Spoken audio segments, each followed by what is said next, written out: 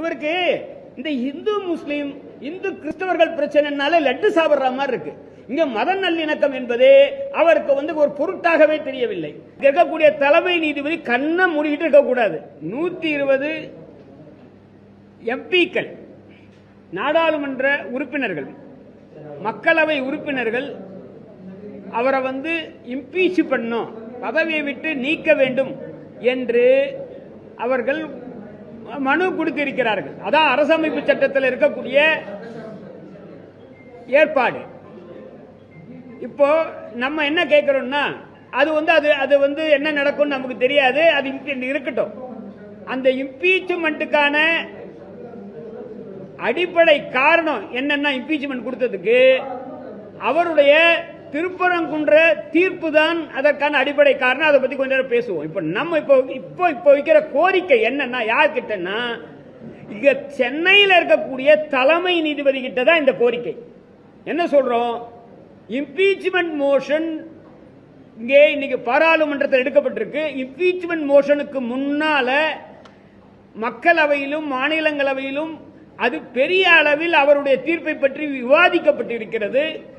இந்த சூழல்ல இங்க இருக்கக்கூடிய தலைமை நீதிபதி கண்ணை மூடிக்கிட்டு இருக்கக்கூடாது. இந்த வழக்குகளை நான் வேற ஒன்றும் சொல்ல, இந்த சம்பந்தப்பட்ட இந்த வழக்குகள் இருக்கு பாருங்க, திருப்பரங்குன்றம் வழக்கு, அதை ஒட்டி இன்னும் சில வழக்குகளும் இருக்கு. அதாவது மசூதி, மாதா கோயில் அப்படின்ற பிரச்சனைகள் வந்தாலே, கிறிஸ்தவர்கள் இஸ்லாமியர்கள் என்ற பிரச்சனையுடன் இந்துக்களுடைய பிரச்சனை சேர்ந்து வந்தாலே அந்த வழக்குகளை குறைஞ்சபட்சம் இப்போ விசாரிக்காம இருக்கட்டும், இம்பீச்மெண்ட் முடிகிற வரையில்.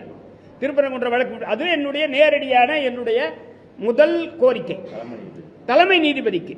இதை அப்படி கண்டி இதை என் கோரிக்கை மட்டும் இல்லாமல், இம்பீச்மெண்ட் மோஷன் கொடுத்த கிட்டத்தட்ட தமிழ்நாட்டில் இருக்கக்கூடிய அனைத்து எதிர்கட்சிகளையும், அதிமுக தவிர நான் நினைக்கிறேன், எல்லாரும் கையெழுத்து போட்டு இதை கொடுத்திருக்காங்க.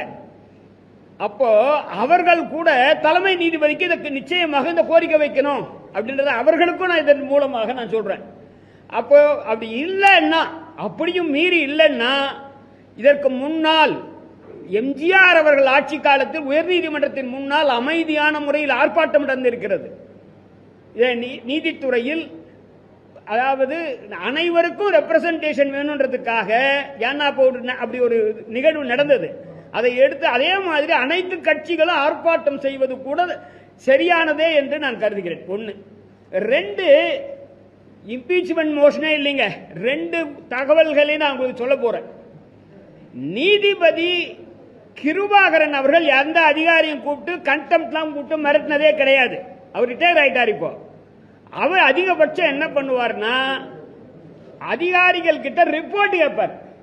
இது ரொம்ப முக்கியமா இருக்கப்பா, ஒரு விபத்துன்றாங்க அப்படின்ட்டு தொடர்ந்து டெய்லி எதனா ஒரு ரிப்போர்ட் கேட்கிற மாதிரி இருக்கும் அடிக்கடிக்க.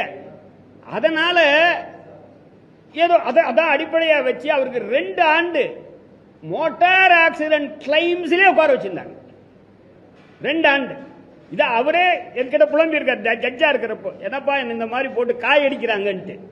நான் என்ன கேட்கிறேன்னா, அவர் இந்த மாதிரி எல்லாம் நிச்சயமா பண்ணல, எல்லாருக்கும் தெரியும். அதிகபட்சமாக அறிக்கை தான் கேட்பாரு.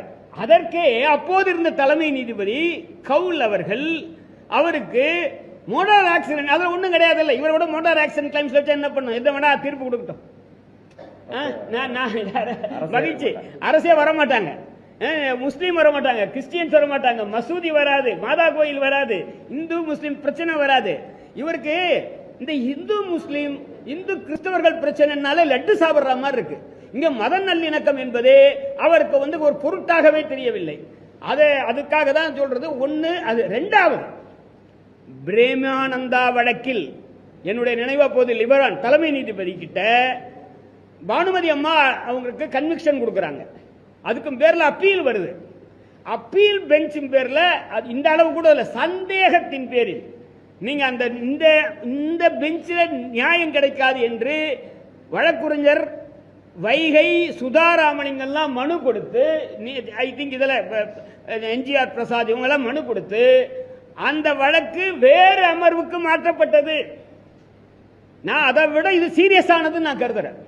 என்ன கேட்டீங்கன்னா, நிச்சயமா பிரேமானந்தா வழக்கையும் நீதிபதி கிருபாகரன் சம்பந்தமான பிரச்சனையை விட, ஏன்னா நிச்சயமாக இந்த மாதிரி அவர் யாரையும் கண்டெம்ட்லாம் போட்டு வேணையை உடனே வந்து நிற்கிறேன்னா சொன்னது கிடையாது. எனவே இப்போ இங்க முன்னாடி சொல்றது இதுதான்.